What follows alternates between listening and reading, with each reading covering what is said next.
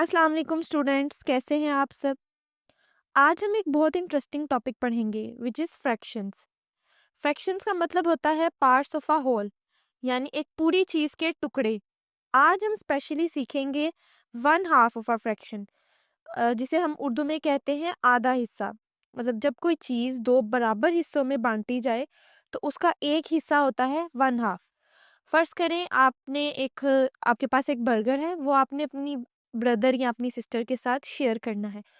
तो आप बर्गर को दरमियान से काटेंगे और आधा हिस्सा जो है आप अपनी बहन या अपने भाई को दे देंगे और आधा आपके पास रह जाएगा। तो ऐसे बर्गर के हुए दो हिस्से, आधा हिस्सा यानी वन हाफ आपके पास रहा और वन हाफ आपकी ब्रदर या सिस्टर के पास चला गया। ठीक है, अब यहाँ पे हमारे पास कुछ एग्जाम्पल्स हैं, हम उन्हें सॉल्व करेंगे और इस चीज़ को मज़ीद समझेंगे। पहला क्वेश्चन आपका, colour one half of the shape that are divided into two equal parts.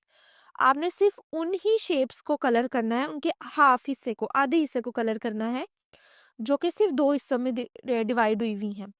जैसे पहली शेप है, सर्कल है और सर्कल के दरमियान लाइन है, यानी सर्कल के दो हिस्से हुए हुए हैं। तो हम इसके जो एक हिस्सा है उसमें कर देंगे कलर्स।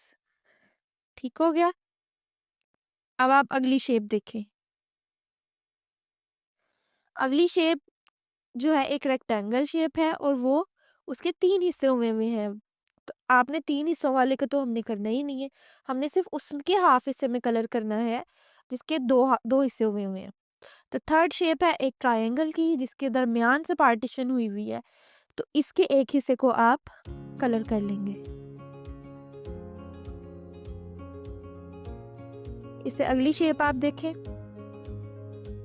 तो उसके चार हिस्से हुए हुए हैं, एक दो तीन चार। तो चार हिस्सों के भी हमने नहीं कलर करना। अब ये देखें, इसके हिस्से तो दो ही हुए हुए हैं, पर क्या ये बराबर है? ये वाला छोटा है और ये वाला हिस्सा बड़ा है, यानी दो बराबर हिस्सों में तो डिवाइड नहीं हुआ, तो इसको भी आप कलर नहीं करेंगे क्योंकि हम इक्वल पार्ट्स को कर रहे हैं। अब इसके ये एक ओवल शेप है और इसके दो हिस्से हुए हुए हैं, तो आप इसके भी एक हिस्से को कलर कर देंगे। तो प्यारे बच्चों, उम्मीद है कि आज का टॉपिक आपको अब आप next बहुत step को अच्छे देखें। से समझ आ गया इसके भी होगा। दो हिस्से मिलते हुए हैं हुए हैं, अगले तो टॉपिक इसका के भी साथ। ऊपर वाला हिस्सा आप कलर कर दें या नीचे वाला कर दें, जो भी करना है आपने, बस एक हिस्सा, कोई भी एक हिस्सा कलर करना है।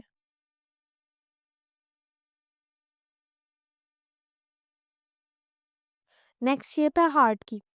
अब हार्ट के भी दो बराबर हिस्से नहीं हुए हुए, अगर तो दरमियान से ऐसे पार्टीशन होती तो हम कह सकते थे कि हाँ जी दो बराबर हिस्से और हम एक हिस्से को कलर कर देते, लेकिन अभी ऐसा नहीं है। नेक्स्ट आ गया आपका question, tick the following objects that are divided into equal parts. ठीक है, अब आपने यहाँ पे भी सिर्फ उन शेप्स को टिक करना है जो दो बराबर हिस्सों में डिवाइड हुई हुई होंगी। तो ये दो बराबर हिस्से हैं, इसको आप टिक कर दें। क्या ये दो बराबर हिस्से हैं?